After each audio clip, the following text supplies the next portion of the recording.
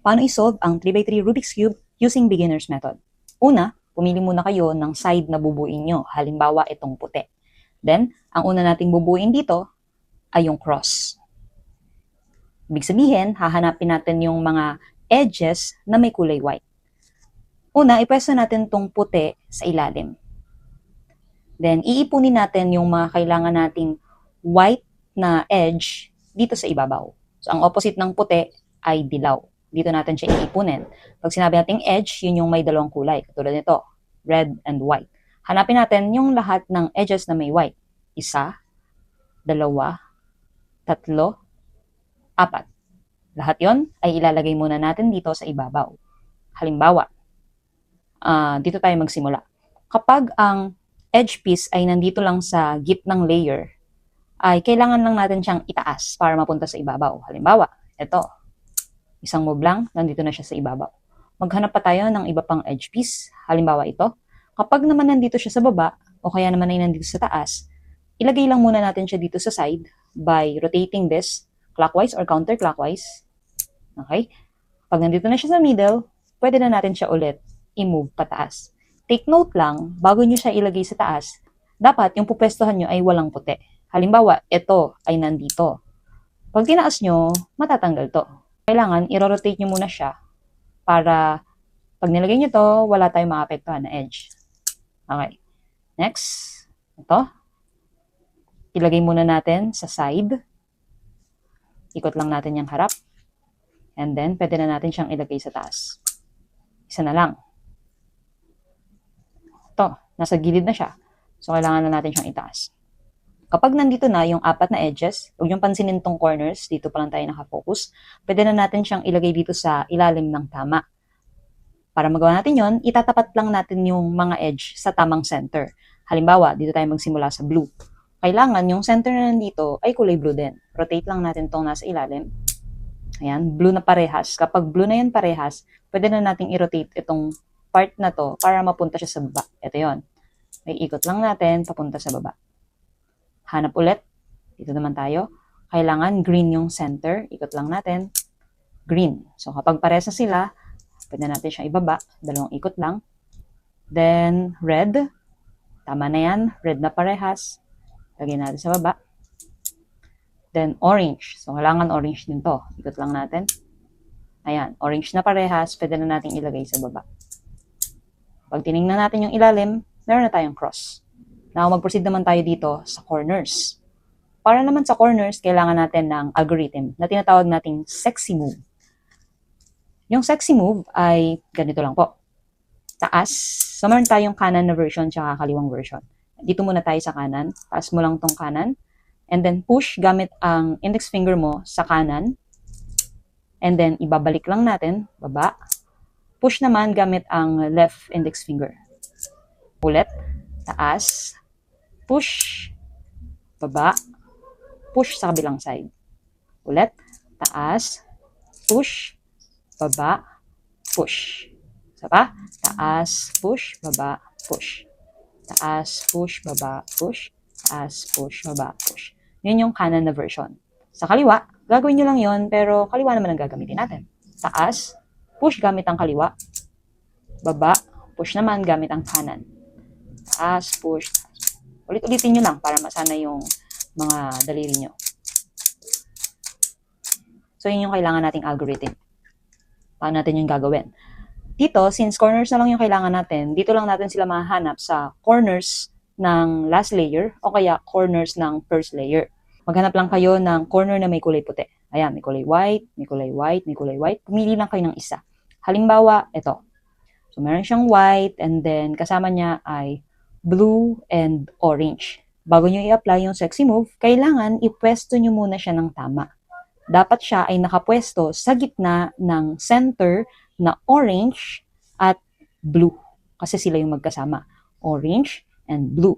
So, ito yung centers natin. Blue and red. Ibig sabihin, mali. Ikot lang natin. Orange and blue. So, tama na. Blue, orange, orange, blue. Kahit magkabaliktaran yan, okay lang. Basta dapat nasa gitna siya ng centers na orange and blue kasi yun yung kasama ng white. Then after that, lagay lang natin siya sa kanan. Ito. So, pag nasa kaliwa, ganito yung itsura niya. Kanan, nandito. Okay? Now, gawin na natin yung sexy move. Taas, push, baba, push. So, eto na siya. Hanap ulit tayo ng white. Ito. May white. Kasama niya naman ang red at blue. So, ito ay orange at green. Ikot lang natin. Green and red. Ikot pa. Red and blue. Okay na. Blue, red, blue. So, nasa gitna na siya. Ngayon, kung mapapansin nyo, pag nilagay natin siya sa kanan na bahagi, nasa harap natin yung white. Much better kung ang white na to ay nasa gilid. Para kaunting sexy moves lang yung kailangan natin i-apply. Pwede pa rin naman natin siya masolve dito, kaya lang aabot tayo sa 5 sexy moves. Para mas mabilis, kapag nakaharap sa iyo yung white, i-rotate mo lang yung buong cube. Buong cube, ha? Hindi yung upper part lang. So yung buong cube, ilagay mo lang sa papuntang kaliwa. Dapat dito nakaharap yung white. Ngayon, since nasa kaliwa siya, kaliwang sexy move yung gagamitin natin. So dito tayo sa kaliwa. Taas, push, baba, push. Okay, nandito na siya. So, isa lang ang in-apply natin. Hanap pa ulit tayo. Ito. So, white and then orange and green. Tapat lang natin sa orange and green. So, blue and orange ito. Orange, green. Okay. Now, lagay lang natin siya dito sa kanan. Then, apply sexy moves hanggang mapunta siya dito. Kung ilan man yung pwede natin magamit. Unang sexy move. 1, 2, 3, 4. So, mali. Ulitin pa natin. Taas, push, baba, push. Wala pa rin. Ulit. Taas, push, baba, push. So, hanggang mapunta siya dito. Okay na. Isa na lang. Ngayon dito, kung makikita nyo, nandito siya sa loob. Kailangan muna natin siyang alisin. So, para maalis natin siya dito sa loob, then gagawin lang natin ulit yung sexy move. Isa lang muna. 1, 2, 3, 4. Okay. Ngayon, nakalabas na siya. Pwede na nating ipwesto siya sa tamang position. So, ang kasama ng white ay green and red at nandito na rin naman yung green and red. Pwede na nating isolve using sexy move hanggang mapunta siya dito sa tamang position. Go! Taas, push, baba, push. Taas, push, baba, push. Okay, so buo na ang ating first layer. Second part, second layer naman. Paano isosolve ang second layer using sexy move? Yung sexy move ay ganito lang po.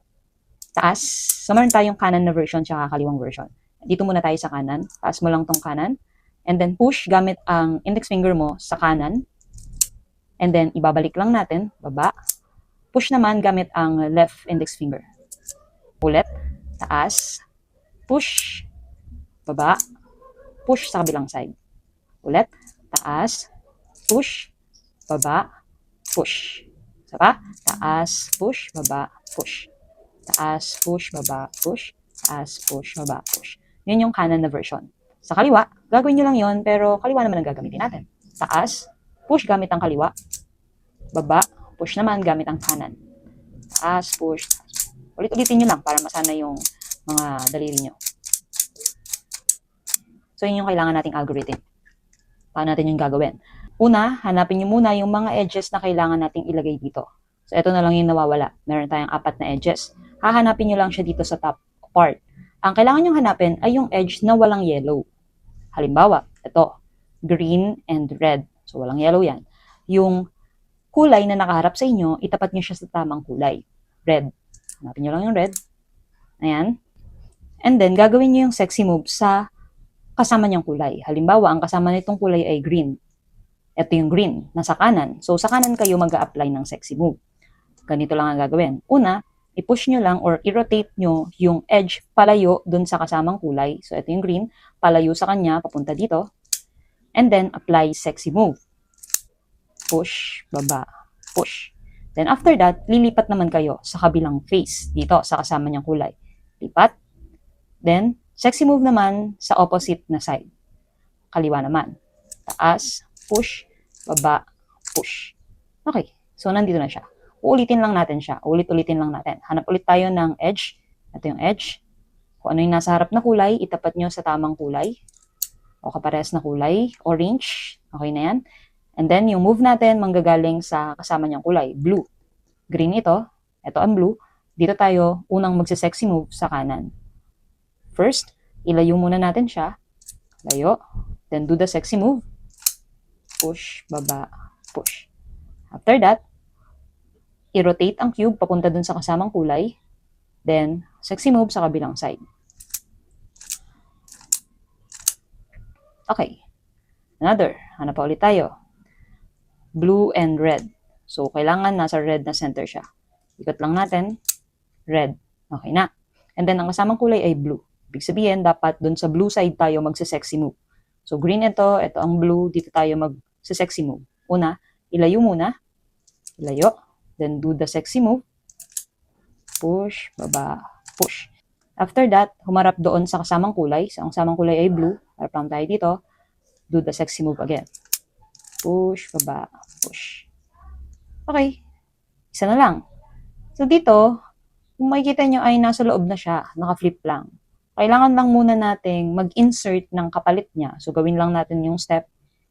Palayo. Sexy move. Isa. Then, rotate. Sexy move ulit. Para lang mailabas natin yung piece. So, ito na yung piece. Okay. Now, green yung nasa harap. Ikot lang natin. Para mapunta sa green. Orange yung kasama. Ito yung orange. So, ibig sabihin, kanan na sexy move. Ilayo muna natin. Sexy move. Then, rotate the cube. Pupunta sa kasamang kulay. Sexy move sa kabilang side. Okay. Buo na yung second layer. Paano i-solve ang last layer ng 3x3 Rubik's Cube using only 3 algorithms? After mo ma-solve yung first and second layer, sa top layer, meron kang 4 cases na posibleng makuha. Una, posible kang makakuha ng yellow line, katulad nito. So, hindi natin iintindihan yung corners. Dito lang muna tayo nakatingin sa cross na part ng top layer. So, posibleng makakuha ka ng line, o kaya naman, pwede kang makakuha ng small letter L, katulad nito. O kaya, pwede kang makakuha ng dot case. Again, ignore lang natin to. Dito lang tayo nakatingin sa cross. Or bukod dyan sa tatlong yan, posible kang makakuha ng yellow cross. Ang kauna-unahang step, kailangan makabuo muna tayo ng cross. So, ibig sabihin, if ever, after ng first and second layer mo, ay nakabuo ka agad ng yellow cross on top, i-skip na natin tong first step. Pero, if any of these 3 yung nakuha mong case, then, kailangan muna nating bumuo ng yellow cross. So, paano yun? Ito yung steps na gagawin natin later. Dito muna tayo sa making a yellow cross. If meron kang line or small letter L or dot na nakuha, ang kailangan nating algorithm ay sexy move. Paano ba gawin ang sexy move? So, nakalagay dito, R, U, R prime, U prime. R means taas yung kanan. U, push gamit ang right index finger. R prime, babalik lang natin. And then, U prime, push naman gamit ang left index finger. Ulitin lang natin. Taas, push, baba, push. Taas, push, baba, push. R, U, R prime, U prime. Balik tayo dito. So, kapag ang nakuha mong case ay line, katulad nito, bago natin gawin yung sexy move, ay kailangan muna nating i-rotate itong front face clockwise. So, ganito ang gagawin. Rotate the front face, and then do the sexy move. Taas, push, baba, push. After ng sexy move, ibabalik lang natin yung front face na ni-rotate natin. So, balik. And then, ayan, meron na tayong yellow cross. Kapag naman ang nakuha mong case ay small letter L, kailangan lang muna natin siyang i-position like this. Nakabaliktad siya. And then, instead na isang front face lang, ang gagawin natin, dalawa. So, itong front at saka yung middle ay sabay nating ibababa. Like that. Then, saka natin gagawin yung sexy move. Taas, push, baba, push. And then, ibalik lang natin yung rotate natin. Then, meron na tayong cross. Kapag that case naman ang nakuha natin, combination ng dalawang algorithms. So, yung algorithm natin para sa line at saka sa L ay gagawin natin dito parehas. Una, yung sa line. Baba ang front face. Then, sexy move. Taas, push, baba, push. And then, ibalik lang yung front face. After nun, as you can see, meron tayong mabubuong small letter L. So, pwede na natin gawin dito yung algorithm natin para sa small letter L. Baba ng sabay. Sexy move. Taas, push, baba, push. And then, ibabalik. Meron na tayong cross. Kapag meron na tayong cross, pwede na tayong mag-proceed sa pangalawang step. So, dito sa second step, ito yung mga posibleng nakuha nyong cases. Ito yung mga OLL case na merong cross. Ang kailangan nating algorithm dito ay ito. So, paano natin yan gagawin? Algorithm number 2, R. Taas lang natin yung R. And then U, push. Then R prime, balik. U, push ulit. R, taas. Dalawang U. And then, balik. Ulit-ulitin lang natin para masanay kayo. R, parang ang gagawin natin dito, sa right part, taas, baba, taas, baba. And then, sa top layer, push tayo, isa-isa, and then dalawa. So, ganito. Taas, push, baba, push. Taas, saka kayo magdadalawa, and then baba.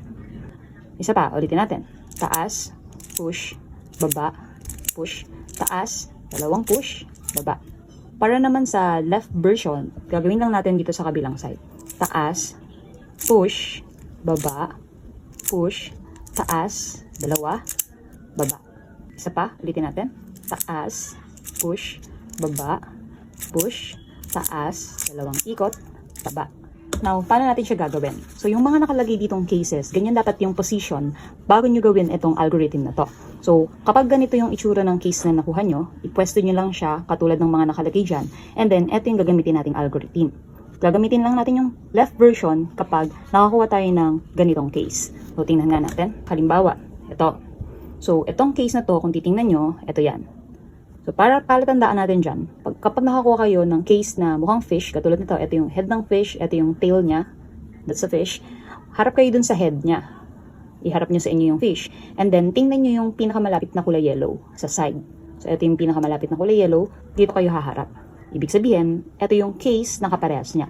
Fish, ito yung head ng fish, and then yung yellow ay nandito sa side na to. Ibig sabihin, gagawin lang natin tong algorithm na pang kanan. So, taas, push, baba, push, taas, dalawang ikot, balik. Mabubuo na yung top part. Paano naman kapag ganito yung nakuha nating fish? So, ito yung head ng fish and then ito yung tail. Pag hinarap nyo sa inyo yung head ng fish, ang pinakamalapit na yellow ay itong part na to. So, sa inyo yan haharap. Kung makikita nyo, ito yung kaparehas nyong case. Ito yung head ng fish and then yung yellow ay nandito sa kaliwang side. Ibig sabihin, yung left na algorithm ang kailangan natin gamitin. Taas, push, baba, push, taas, dalawang ikot, balik. Now, kapag ang nakuha naman nating case ay katulad nito, cross, and then may yellow sa side, ito yung side na yellow, at may yellow sa back part, ito yung yellow sa back part. So, itong case na to, ang kaparehas niya ay ito. Bago nyo gawin yung algorithm, i-position nyo siya kung ano yung itsura niya dito. So, dito, nasa likod na part yung may dalawang yellow, at ito yung kanan at kaliwang yellow. Kanan at kaliwang yellow. Okay. So, dito natin gagawin yung algorithm number 2. Taas, push, baba, push, taas, dalawang ikot, baba. Kung makikita nyo, ang naging resulta ay naging fish siya. Ibig sabihin, itong mga cases na to, kapag ginamitan nyo ng algorithm number 2, ang posibleng maging resulta lang niya ay itong fish na to, kaya itong ganitong fish. So, yung nasa right at saka yung nasa left na version ng fish. So, after nyong masolve to, after nyong i-apply yung algorithm number 2 sa mga cases na to, ganito dapat yung makukuha nyo. Then, after that, kapag naging fish na siya, apply nyo ulit yung correct algorithm, then, mabubuo na yung yellow sa top part. Tingnan natin. So, after nating i-apply yung algorithm number 2 dito sa cross, naging ganito na yung fish. Ulit, para malaman nyo kung kanan or kaliwa ang gagamitin nyo, harap nyo sa inyo yung head ng fish, hanapin nyo yung pinakamalapit na yellow, ito yung yellow, dito kayo haharap. So, since ang yellow ay nasa kanan na bahagi, then, ito yung gagamitin nating algorithm. Taas, push, baba, push, taas, dalawang ikot, baba. Yellow na siya lahat. Ganon din sa mga cases na to. So, mag-try tayo ng isa dyan. Halimbawa, itong ribbon. Halimbawa, ganito yung case na nakuha nyo. So, make sure, bago nyo gawin tong algorithm na to, ay nasa tamang position siya. So, ito yung yellow ng ribbon. Ribbon shape siya. Mukha kasi siyang ribbon. And then, ito yung yellow, tsaka yellow. Dito sa picture, kailangan daw yung isang yellow ay nasa front, yung isang yellow ay nasa right. So, ito yung isang yellow sa front, left, and then yung isang yellow naman ay sa may right. Okay, dapat ganito yung position, then apply the algorithm number 2. Taas, push, baba, push, taas, dalawang ikot, push. So, magiging fish shape siya. After that, tingnan yung head ng fish. Hanapin ang yellow sa side, ito. So, dito kayo haharap. Since ang yellow ay nasa left, ito ang gagamitin natin. Yung left version. Taas, push, baba, push, taas, dalawang ikot, baba. Ngayon, kapag yellow na siya lahat, dito na tayo magpo-proceed sa permuting last layer.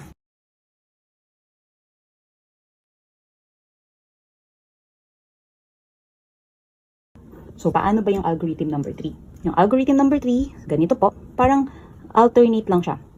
Taas sa left, push gamit ang kanan. Taas naman sa right, push gamit ang kaliwa. And then, ibabalik lang natin. Balik yung left, push sa kanan. Balik yung right, push sa kaliwa. Ulitin natin. Taas sa left, push sa kanan. Taas sa right, push sa kaliwa. Then, balik. Balik sa left, push, balik sa right, push. Isa pa ulit. Taas, push gamit ang kanan. Taas, push gamit ang kaliwa. Then balik, balik, push, balik, push. Dito naman, kapag buo na lahat ng yellow, ang kailangan nyo namang hanapin ay yung dalawang corners na parehas ng kulay. Halimbawa, ito. Orange and red. So, magkaiba sila. Hanap kayo ng parehas. Blue and red, magkaiba. Green and green. So, kapag nakakita kayo ng parehas, katulad nito, parehas green, itapat nyo siya sa tamang kulay.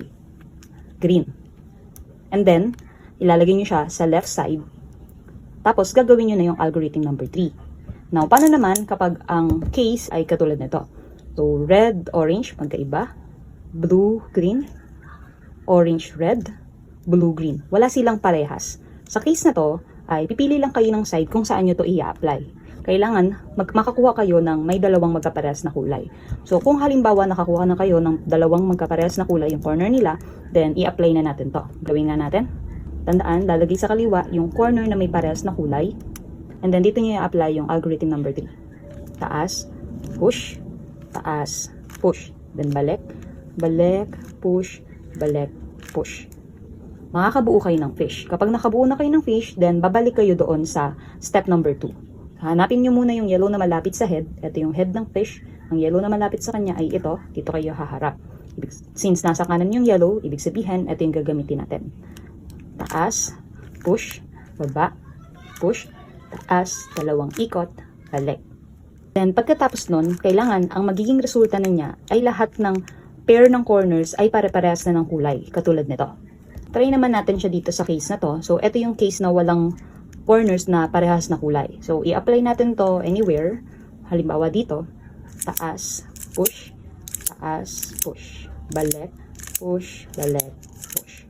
So, naging fish ha. Ito yung head ng fish. Then, harap kayo dun sa yellow. Gagawin natin yung righty alg. Taas, push, baba, push, taas, dalawang ikot, baba. After nun, hanapin nyo kung meron na kayong pair. So, dito, meron na tayong dalawang red. Ito, magkaiba. Meron tayong parehas na corner. Dapat lang natin sa tamang kulay. Then, ulitin lang natin yung ginawa natin kanina. Yung may parehas na corner, ilagay natin sa side. And then, do this algorithm. Taas, push, balik, push, balik.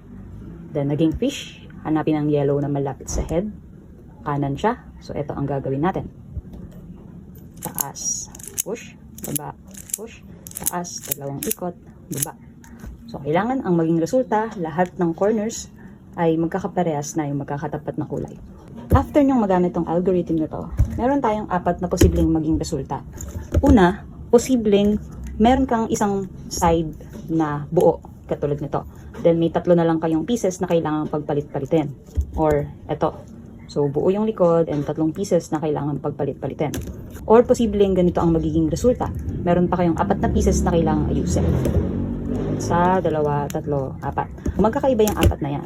At kapag ganito yung nakuha nyong case, wherein yung isa ay solved na at meron na lang 3 pieces na kailangan pagpalit-palitin, kailangan nyo lang ipwesto itong buong side sa likod. So, dito kayo nakaharap. At ang algorithm na gagamitin natin ay itong algorithm number 2. So, paano? Tingnan nyo itong kulay na nandito sa gitna. Kulay blue. Kung yung kapartner niyang kulay or yung kaparehas niyang kulay ay nandito sa kanan, then opposite yung gagamitin nating side. So, blue, nasa kanan ng blue. Ang gagamitin nating solution ay yung nasa left. Opposite. Ulit, tingnan yung isang kulay sa harap at Kung ang kaparehas niyong kulay ay nasa kanan, ang gagamitin nating algorithm ay left. So, gawin nga natin. Taas, push, baba, push, taas, dalawa, baba. Then, magiging fish yan. Then, after that, hanapin ulit ang ulo ng fish. Tingnan yung yellow na malapit. Ito, nasa kanan. So, ibig sabihin, kailangan natin yung algorithm number 2 na kanan. Taas, push, baba, push, taas, dalawang ikot, baba. Then, solve. Try naman natin to. Ito din ay may buo na side. Lagay natin sa likod. Tingnan ang gitnang kulay. Kulay green. Hanapin ang kaparehas na kulay. So, nandito yung green. Green and then green. Saan tayo gagalaw? Sa opposite. So, dahil nasa left yung green, then dito tayo sa right mag-move. Ang gagamitin natin, algorithm number 2 na pangkanan. Taas, push, baba, push, taas, dalawang ikot, baba. Naging fish siya ulit. Tingnan yung head ng fish. Hanapin yung yellow na malapit. Ito yon. Humarap doon. Since ito ay kaliwa, then ito yung gagamitin natin. Taas, push, baba, push, taas, dalawang ikot, baba. Then, solve na siya. Now, paano naman sa case na wala pang buo? Sa ganitong case naman, kailangan muna nating magkaroon ng isang side na solve. Then, saka natin gagawin yung ginawa natin kanina. Ito pa rin yung algorithm na gagamitin natin. Ganun pa rin yung gagawin natin. So, kapag ganito, like magka-opposite yung magkatabi, like that, tingnan nyo lang yung nasa unahan nyo, kung anong kulay nasa gitna, hanapin nyo yung kaparehas na kulay. Ang kaparehas niya yung orange, nandito sa kanan. Then, gagawin natin yung solve sa opposite na side. So, orange and then orange, it means dito tayo sa kaliwa, mag-move. Taas, push, baba, push, taas, dalawang ikot, baba. Fish. So, harap sa head ng fish, hanapin ang yellow. Ito yung yellow. Nasa kanan siya. Gawin ang algorithm number 2 na kanan. Taas, push, baba, push, taas, dalawang ikot, baba. So, kung makikita nyo, meron na tayong isang side na na-solve. Then, tatlo na lang yung kailangan nating pagpalitan. Ulitin lang natin yung step. Tingin kayo sa gitna. Hanapin kung nasaan yung kapares na kulay nito. Green, nandito siya sa kanan. So, dito kayo magsosolve sa left. Ito ang gagamitin natin. Taas, push, baba, push, taas, dalawang ikot, baba. Naging fish ulit siya. Hanapin ang head. Ito yung yellow na malapit sa head. Then, solve using right. Taas, push, baba, push, taas, dalawang ikot, balik. Then, solve na siya. Paano naman kapag ganito? So, dito, kung makikita nyo, ay hindi kaparehas ng nasa gitna yung dalawang side. So, kahit saan natin siya pwedeng i-solve. Halimbawa, dito tayo mag-a-apply ng algorithm number 2. Taas, push, baba, push, taas, dalawang ikot, baba. Then, nagiging fish yan. Hanapin ang yellow na malapit sa head. Ito yung head, ito yung yellow. Nasa kaliwa. Ito ang gagamitin. Taas, push, baba, push, taas, dalawang ikot, balik. Then, meron na tayong isang na-solve. Tatlo na lang ulit yung kailangan natin solve. Yung na-solve na side, lagay sa likod, and then, dito tumingin sa gitna. Red, hanapin ang red. Ito yung red. Ito yung kaparehas niya na kulay. Ibig sabihin, gagalaw tayo dito sa kanan. Kasi nasa kaliwa yung kaparehas niya na color. So, dito tayo magsusolve gamit ang algorithm number 2. Taas, push, baba, push, taas, dalawang ikot, baba. Naging fish, head ng fish, yellow. Dito pa rin tayo. Kaliwa, kasi nasa kaliwa yung yellow. Taas, push, balik, push, taas, dalawang ikot, baba. Then, solve na siya.